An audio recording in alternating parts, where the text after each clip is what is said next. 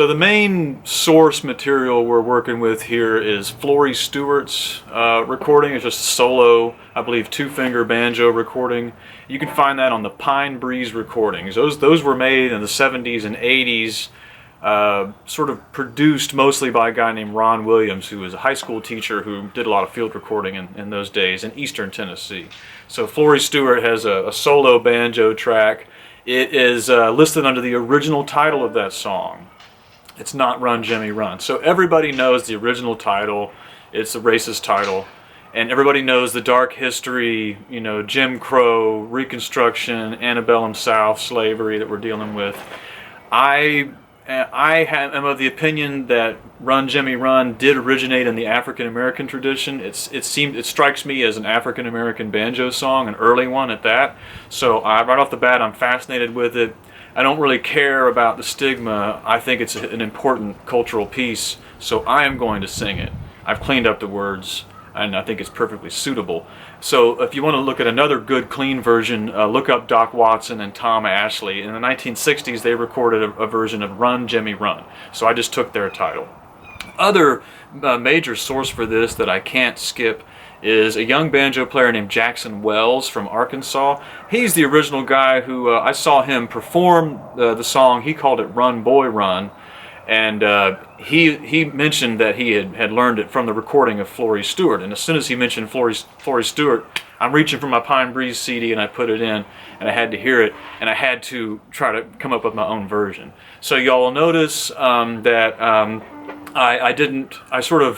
I incorporated a straight sort of overhand hoedown approach to it, and then you run into that slick 2-finger pattern for like a solo part, just to kind of spice it up, because these old hoedown pieces, they're so straight and boring. Like, I hate to say boring, but they're just so straight hoedown pieces, like they're 1 or 2 chords.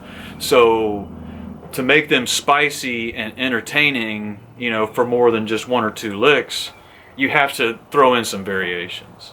So, okay, we've got all that introduction out of the way. Let's get into the actual technical side of how do we actually play this.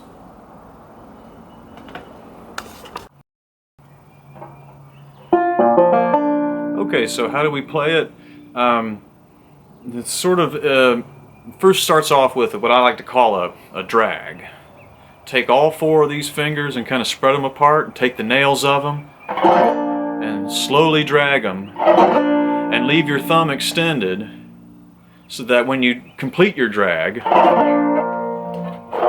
your thumb is home on the thumb string. Thumb always wants to go home, no matter what you do. Thumb always goes home. So when you complete your drag, your thumb is here, let your thumb off. Do that twice. And then you're going to do a slow slide on the 2nd string. Just slide over the hump of that 3rd fret. Okay? And throw in your little boom chicka, you know. Notice how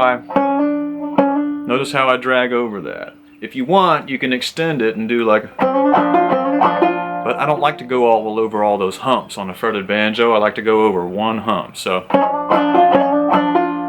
and then you're going to do your double drag pluck again. And then you're going to do 1 slow slide up from the 3rd fret to the 2nd fret on your 2nd string. And then hit the 2nd string open. And that gives you run, Jimmie, run, patter'll get you. Run, Jimmie, run, better get away. So now, you might notice, if you're familiar with the recording of Florie Stewart on Pine Breeze Recordings, what I just played for you there bears very little resemblance to what Florie did, other than if she and I were sitting side by side, tuned alike, and I was playing it my way, she was playing it her way, they would blend. So I am playing the same piece of music, but it's my version. So one thing I don't do here very often is try to actually pick apart note for note what somebody is doing and try to present that to y'all. I don't do that very much. I do it a little bit, but on Florie's version, she's doing some complex, weird Florie thing that probably only Florie really could ever do. So I'm not trying to copy Florie Stewart note for note. I'm trying to, and she's two finger picking and I'm overhanding. So, but what I did there to emulate the song is I'm singing the song in my mind and trying to sing it on the banjo. So you get run,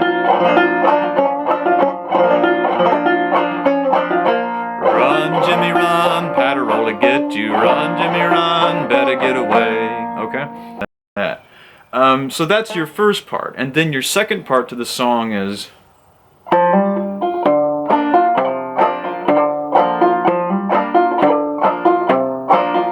very simple. So it's a hammer on the 3rd string at the 2nd fret. And then you're gonna, I like to bring my ring finger all the way down to the bass string at the 4th fret. And then take your index up to the bass string at the 2nd. Ring finger back down to the 4th.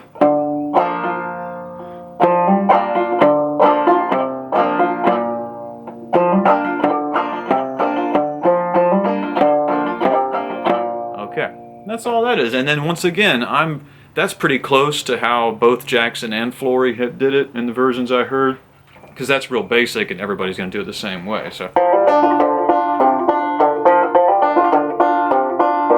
run, Jimmie, run, Patterol to get you, run, Jimmie, run, you better get away. Okay, so that's the overhand approach, and I could show you what I like to do if you saw the sort of performance I did is to get kind of a sort of a showy effect. I'll do the overhand version, I'll open with that, and then once it becomes apparent that our protagonist is running and having a hard time and things are confusing and hectic, I'll slip into that sort of fast, kind of bluegrassy sounding 2-finger. There he goes. Whoop. Getting sloppy.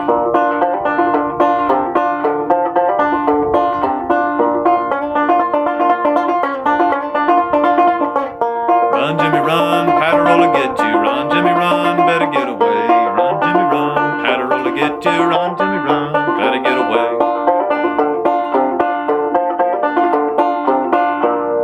So the low second part on that is easy to figure out, but my high part is a little tricky. It's completely different from the overhand high part. So take your ring finger, slide from on the 2nd string, slide from the 3rd fret to the 4th fret. And at the same time, you're bringing your index finger down.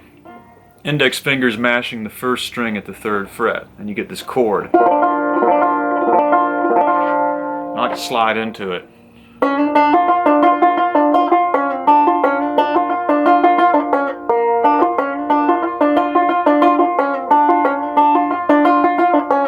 So all I'm doing is sliding into the chord, and then I'm doing a little drop thumb roll. I'm sliding up on the 3rd, from the 3rd to the 2nd on the 2nd string.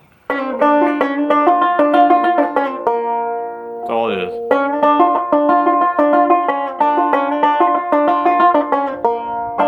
Okay, let's do the close-up.